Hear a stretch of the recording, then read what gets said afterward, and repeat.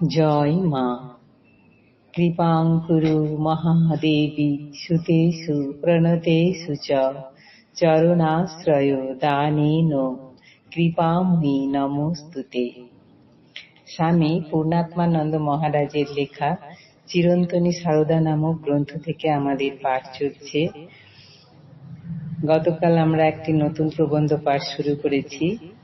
এই প্রবন্ধের নাম নিখিল মাতৃ হৃদয় সাগর মন্থন সুধা মূরতি। আজ দ্বিতীয় দিন পাঠ করছি। গতদিনে এই প্রবন্ধের মাত্র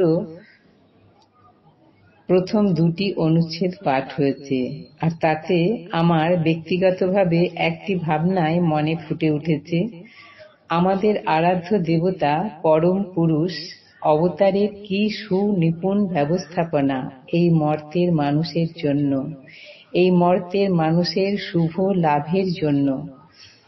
তাদের মন আধার বুঝে সেই মতো সুদীর্ঘ পরিকল্পনা। আর এই বিষয়টি শ্রদ্ধেয় প্রণম্য মহারাজ কত সহজ সরল কথার মাধ্যমে আমাদের গ্রহণযোগ্য মননশীল করে তুলেছেন। এই পাঠে আমরা পেলাম ঠাকুরের দ্বিতীয় রূপ সারদা দেবী। আজকে পাঠ শুরু করি। বাহ্য প্রকৃতিতে যখন দিনের শেষে পশ্চিম দিগন্তে সূর্য বিদায় গ্রহণ করেন, ঠিক তখনই পূর্ব দিগন্ত আলোকিত করে উদিত হন চন্দ্র। এখানেও তাই হল। শ্রীরামকৃষ্ণ সূর্যের অন্তর্ধানের সঙ্গে সঙ্গে হল শারদাচন্দ্রের তিমির বিদার উদার অভ্যুদয়।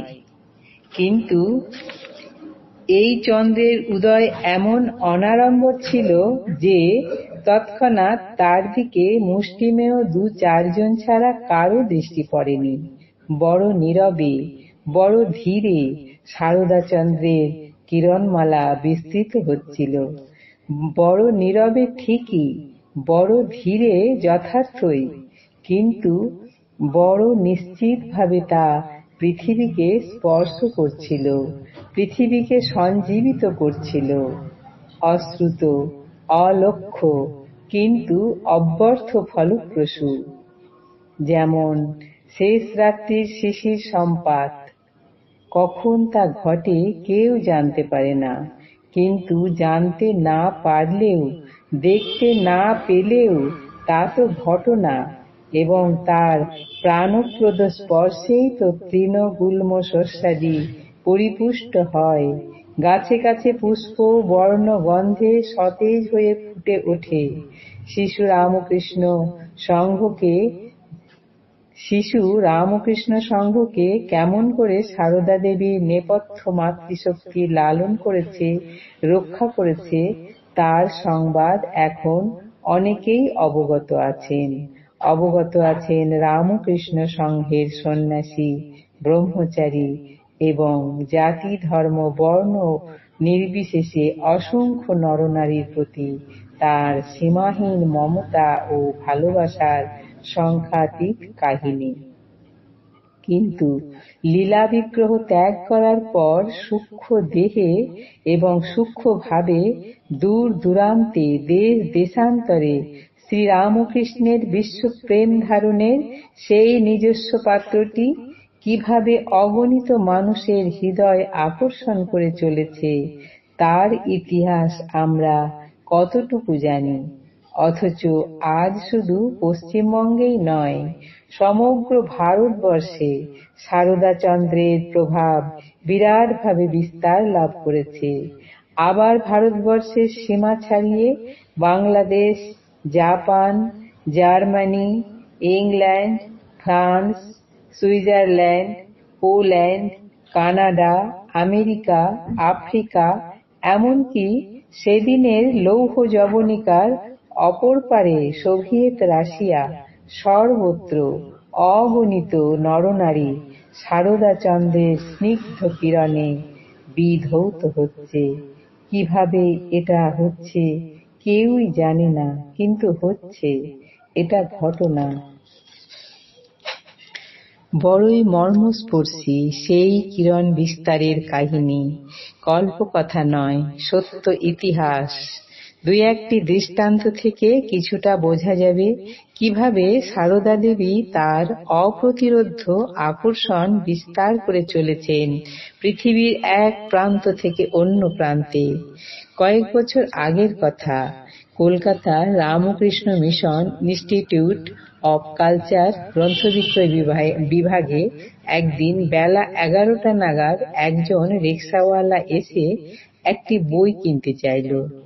বইটির নাম সে বলতে পারল না, শুধু বলল, এইমাত্র একজন ভদ্রমহিলা আপনাদের এখান থেকেই একটা বই কিনে আমার রিকশায় উঠেছিলেন। তাকে তার গন্তব্যস্থলে পৌঁছে দিয়েই আমি এখানে এসেছি সেই বইখানা কিনতে। বইটির উপরে একজন মহিলার শুধু মুখখানির বড় ছবি আছে। বইটির নাম কি আমি জানি না। লোকটিকে শতরূপে সারদা বইটি দেখিয়ে জিজ্ঞাসা করা হলো সে এই বইটি খুঁজছে কিনা।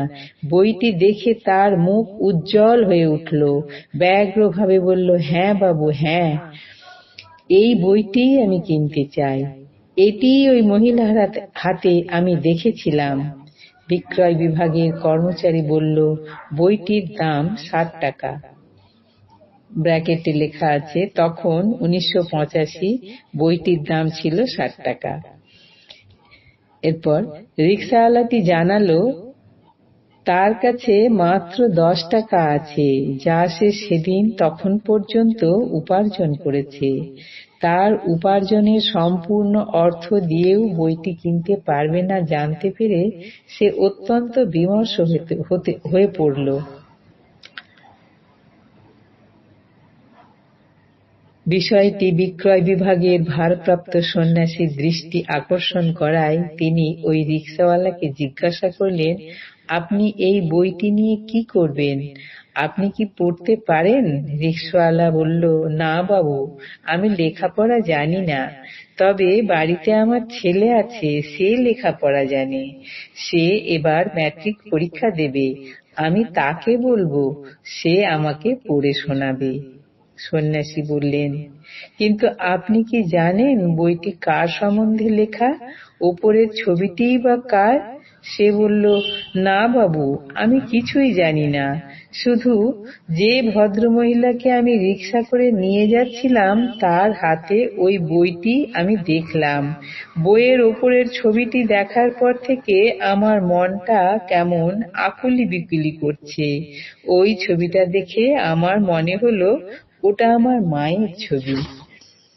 আমার মাকে আমি খুব ছোটবেলায় হারিয়েছি। মা আমার কেমন দেখতে ছিল আমি জানি না, আমার মনে হলো ওই আমার মা, ওটি আমার নিজের মায়ের ছবি। তাই ভদ্রমহিলাকে নামিয়ে দিয়েই আমি এখানে ছুটে এসেছি বইটি কিনবো বলে, কিন্তু বইটির দাম 60 টাকা, আমার আছে মাত্র 10 টাকা। বলতে বলতে লোকটি ঝরঝর করে কেঁদে ফেলল। সন্ন্যাসী তার কথায় এতই অভিভূত হয়ে পড়েছিলেন যে কয়েক মুহূর্ত তিনি কোনো কথা বলতে পারলেন না। তারপর তিনি লোকটিকে বললেন, ভাই, আপনাকে টাকা দিতে হবে না, বইটি আপনি এমনি নিয়ে যান। কিন্তু লোকটি বলল, বিনা পয়সায় আমার মায়ের বই কেন আমি নেব? আমার কাছে যা আছে তাই দেব আমি। তার মিনতিতে সন্ন্যাসী তার ওই 10টি টাকা নিতে বাধ্য হলেন।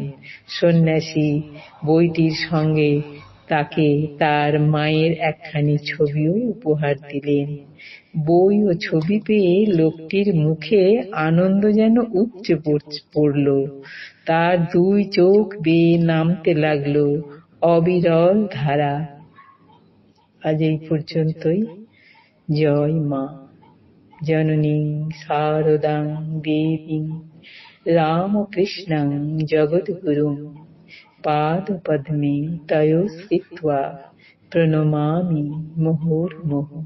জয় মা।